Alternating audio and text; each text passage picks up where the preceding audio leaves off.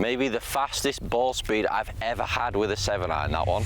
I think these are the longest irons ever made. Well, they're certainly the longest irons I've ever hit. Wilson are back with a new edition of the Dynapwr, and this head is packed full of technology that is gonna absolutely fire your ball down the hole. So let's go hit them and let me wow you with just how far they go. So I've got the Wilson Dynapower 7-iron here. It does have the same name, but we have got some new tech in here. Obviously, this is a hollow body construction. This iron does have a new PKR cup face and velocity optimization channel in the head. That's gonna make these irons super hot and go absolutely miles. So just looking at the top of it, it does have quite a meaty top line, a little bit of offset. I do feel like this is just going to sort of take off and go forever. So let's see how it goes on the first shot. Sort of reasonable strike. Not quite perfect, but not bad. Ball speed not super high on that one. It was a bit necky and a bit thin, but it's still gone a reasonable distance. 163. Let me hit a couple more, see if I can get some decent strikes. That was a better strike.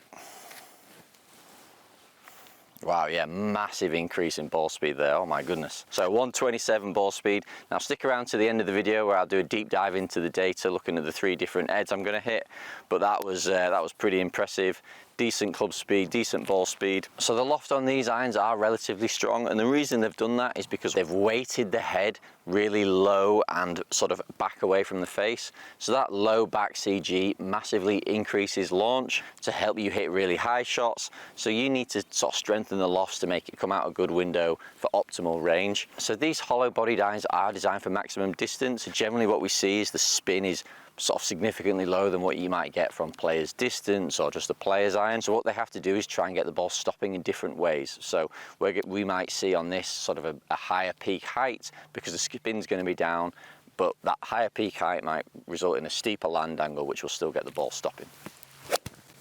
Oh, wow. I mean, it really, did you hear that sound? That like cracked off the face.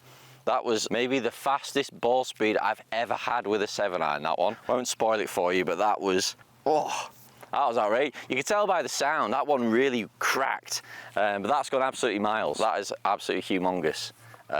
Really, really hot ball speed. Really, really like that. And actually what I would say is it feels quite good. It doesn't feel too like super firm. Wilson have done a great job of, even though this is really hot, you know, the ball speed is insane, it still feels like relatively soft, and I do feel like I could control it into a green as opposed to it just like taking off and landing and like just keep running. The spin is relatively low, the launch was high, that was like well optimized for max distance.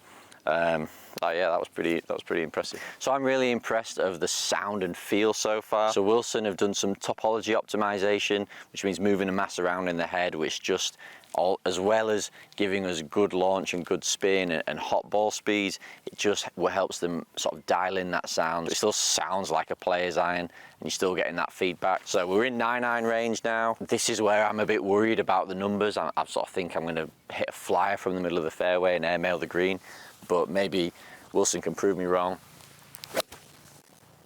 Oh, and what a strike that was. Don't be big. I think that's okay actually. So that was pretty good for a 9-iron.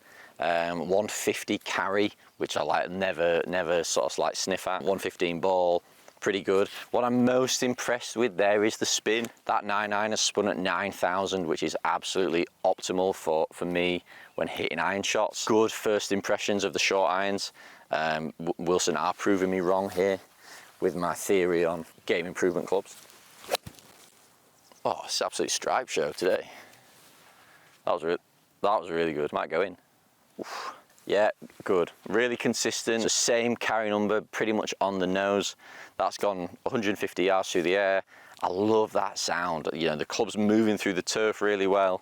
It sounds great, and it's still going a good distance. It sort of fits nicely with the 7 in terms of gapping, which I like. Right, I'll just hit one more just to see if we can like hit another ball exactly the same distance. I'm really interested to see if the 5-iron, when I get to that later, is going to sort of, am I going to be able to launch it? Is it going to still go miles like the 9-iron has and the 7-iron has? Because that would make this like the longest set of irons I've hit so far testing new clubs for 2025. I found my swing this afternoon. That one might go in as well. That is just, now that wasn't quite as good a strike, it was a fraction necky. But yeah, and it's carried exactly 1 yard less than the last one, so that's great. You know, there's so much technology in this head that is just allowing hot ball speeds from all over the face. Wilson have done a great job. Really consistent spin, really consistent ball speeds. That is an epic short iron, and has performed loads better than I thought it was going to. Let's move to the 5 irons. So we're at 5 iron range now. I've got this epic shot here at La Cala. It's been a joy to be here, but we're not here to talk about that.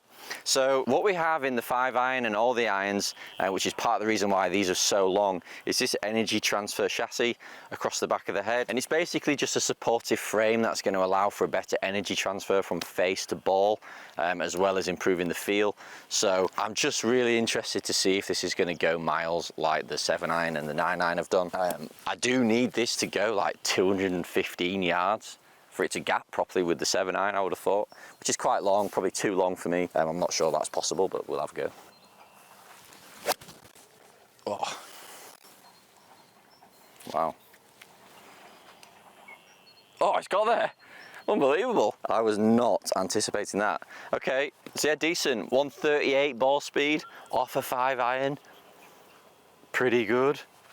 And that wasn't even a good strike, that was toey, so that was pretty good. Now, these clubs are geared towards higher handicappers, so they are big heads. I can see the back of the sole when I'm addressing the ball. It doesn't suit my eye particularly, but these are brilliant irons, you know, for somebody. I probably wouldn't use them maybe in a really long iron if I'm going to drill it like that. Certainly in the shorter irons, I'm giving up control. I feel like the spin on the 7 was too low for me personally, for it to like sort of be a usable club, really, unless I was just going to go out and just go for max distance and sort of try and do it that way. But I feel like I'm giving up a bit of control.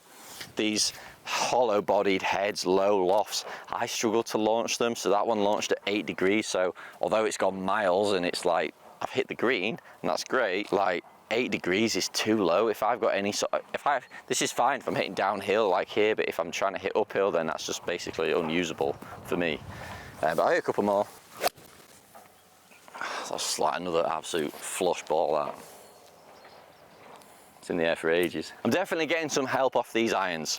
Neither of those strikes have been like absolutely perfect. The first one was a bit toey, that one was okay, but a bit low on the face. Another 9 degree launch, pretty low.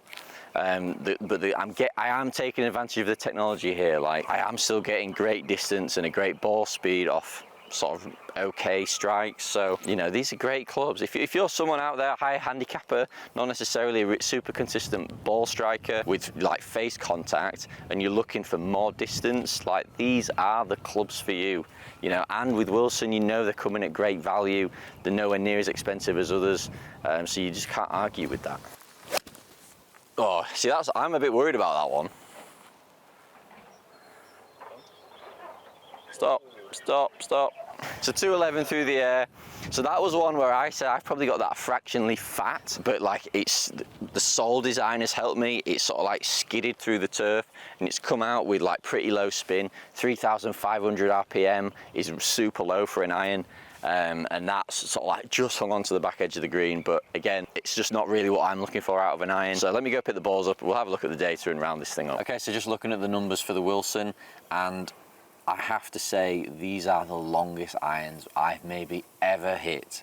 So that is not just a statement for YouTube either. The 7 iron, 129.4 miles an hour ball speed is outrageous. Spin at 5,800, so it's low. It's not too bad. Peak height 100 feet is good. Carry 185. That is 15 to 16, 17 yards further than I would expect a 7 iron to go. So that is absolute props to Wilson, because that is brilliant. The 5 iron was equally as long, you know, 138 ball speed, 1.5 smash, which is pretty mad for an iron, 4,000 spin, and that last shot I hit was 3,500, so just too low, that personally. I think that's too low. Peak height 66 feet is really low, and this is where you've got to like weigh up whether these irons are right for you or not. So I know for me it's too low, that can't control it, it's going to hit the green and just carry on going. where a golfer, a high handicapper who doesn't hit the ball very high anyway and is just looking for maximum distance, fair play to you. The iron's going to hit the ground, it's going to scamper on, and you are going to optimize your total distance using these irons, but it's just not for me. The 9-iron was pretty good, around 150. All 3 shots landed within 1 yard of each other, so I'm really happy with that. Plenty of spin on the 9-iron, 9,000, so that was fine. And actually, I did feel like the 9-iron had some control, where that 5-iron and the 7-iron were really hot. The 9-iron had a good sound, a good flight, and a good amount of spin, and it sort of, that was the one flight out of the 3 clubs that I thought was pretty reasonable and suited my eye. But these irons are epic. You really should get out and try them. If you're looking for more distance, these are the irons for you in 2025. And being that it's Wilson, you know they're going to be very reasonably priced for a new club. So be sure to get into your pro shop, find a Wilson demo day, because these clubs might be the thing that just gives you that 10 yards to help you lower your handicap this year.